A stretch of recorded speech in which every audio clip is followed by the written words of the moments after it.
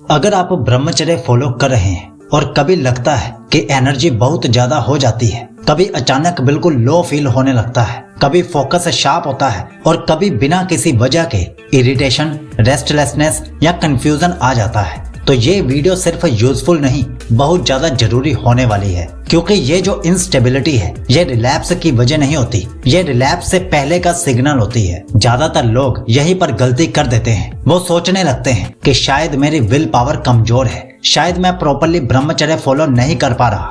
जबकि सच ये होता है कि एनर्जी बन रही होती है, लेकिन उसके लिए स्ट्रक्चर नहीं होता, और बिना स्ट्रक्चर के बनी हुई एनर्जी स्ट्रेंथ नहीं बनती, वो प्रेशर बन जाती है। यहाँ पर एक बहुत इंपॉर्टेंट बात समझनी होगी, एनर्जी और स्टेबिलिटी सेम चीज नहीं होती। ब्रह्मचर्य एनर्जी जनरेट करता है, ये ऑलमोस्ट ऑटोमेटिक प्रोसेस है। सीमन रिटेंशन के साथ बॉडी के पास एक्स्ट्रा न्यूट्रिएंट्स, हार्मोन्स और नर्वस पोटेंशियल बचने लगता है। लेकिन अगर नर्वस सिस्टम ट्रेंड नहीं है और ब्रीदिंग शैलो है, डेली रूटीन चायोटिक है और बॉडी के पास ये क्लैरिटी नहीं है कि इस एनर्जी के साथ मुझे क्या करना है, तो वही एनर्जी इम्बैलेंस क्रिएट करती है। इसीलिए आप देखते भी हो कि कुछ लोग ब्रह्मचर्य के साथ ज्यादा शांत, ग्राउंडेड और स्टेबल हो जाते हैं, और कुछ लोग ओवरथिंकिंग, अर्क्स और इमोशनल अप्स डाउन्स में फंस जाते हैं। फर्क डिसिप्लिन का नहीं होता, फर्क स्ट्रक्चर का होता है। एनर्जी अनस्टेबल होने का सबसे बड़ा रीजन नर्वस सिस्टम का ओवरलोड होता है।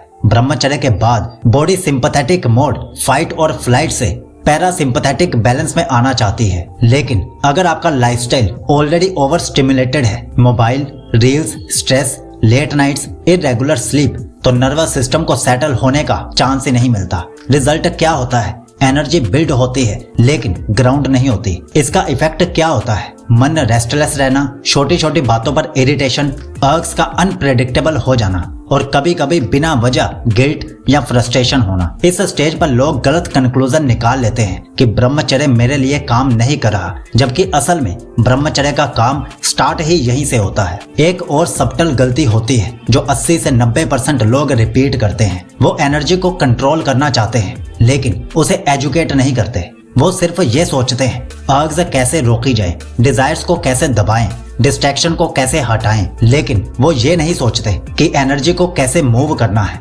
बॉडी को कैसे सेफ सिग्नल देना है, डेली रिदम कैसे बनाना है। एनर्जी को दबाने से वो अंदर ही अंदर प्रेशर बन जाती है, और प्रेशर जब रिलीज मांगता है तो रिलैप्स या इमोशनल क्रैश के फॉर्म में बाहर निकलता है। यहीं से ब्रह्मचर्य अनस्टेबल लगने लगता है, जबकि प्रॉब्लम ब्रह्मचर्य नहीं, उसका इनकम्प्लीट एग्जीक्यूशन होता है। और यहीं पर एक बात बहुत ऑनेस्टली समझनी जरूरी है। अगर आप ये फील कर रहे हो कि एनर्जी बन रही है लेकिन स्टेबिलिटी नहीं आ रही, फोकस कंसिस्टेंट नहीं रह रहा, या अर्ग्स कभी बहुत स्ट्रॉन्ग हो जाते हैं, तो प्रॉब्लम आपकी सिंसेरिटी या एफर्ट नहीं है। प्रॉब्लम यह है कि ब्रह्मचर्य को एक रिपीटेबल स्ट्रक्चर चाहिए जो बॉडी, नर्वस सिस्टम और डेली रूटीन तीनों को एक लाइन में ले आए।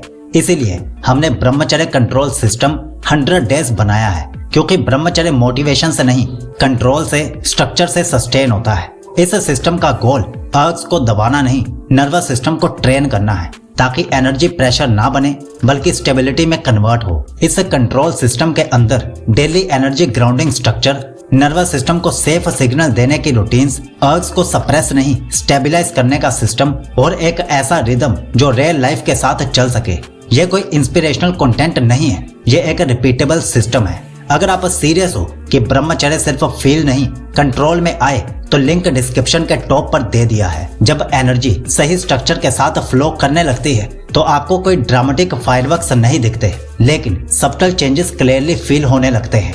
जैसे माइंड ज्यादा साइलेंट रहने लगता है, अर्ग्स आती हैं लेकिन ओवरवेल्म नहीं करती, बॉडी के अंदर एक काम स्ट्रेंथ महसूस होती है, डिसीजंस इंपल्सिव नहीं, ग्राउंडेड होने लगते हैं। आप ये नोटिस करते हो कि आप एनर्जी को हैंडल नहीं कर रहे, एनर्जी आपके साथ कोऑपरेट कर रही है। इस स्टेज पर ब्रह्मचर्य सिर्फ प्रैक्टिस नहीं रहता, आइडेंटिटी बनने लगता है। अंत में एक बात बिल्कुल क्लियर समझ लीजिए, ब्रह्मचर्य का गोल एनर्जी को हाई बनाना नहीं होता, उसका गोल होता है एनर्जी को स्टेबल, यूजेबल और सस्टेनेबल बनाना। अगर स्ट्रक्चर नहीं होगा तो एनर्जी प्रेशर बन जाएगी, अगर सही स्ट्रक्चर होगा तो वही एनर्जी क्लैरिटी, कॉन्फिडेंस और इनर स्ट्रेंथ में कन्वर्ट होगी।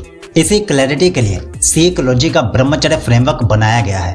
ताकि आपका ब्रह्मचर्य सिर्फ अंदर महसूस ना हो बल्कि लाइफ के हर एरिया में दिखने लगे। लिंक डिस्क्रिप्शन में टॉप पर है, फॉलो कीजिए, ऑब्जर्व कीजिए और खुद डिसाइड कीजिए कि आपकी एनर्जी आपको कंट्रोल कर रही है या आप उसे कॉन्शियसली गाइड कर रहे हो। सीकलॉजी आपको विश करता है कि आपका ब्रह्मचर्य शुभ हो, अटूट हो।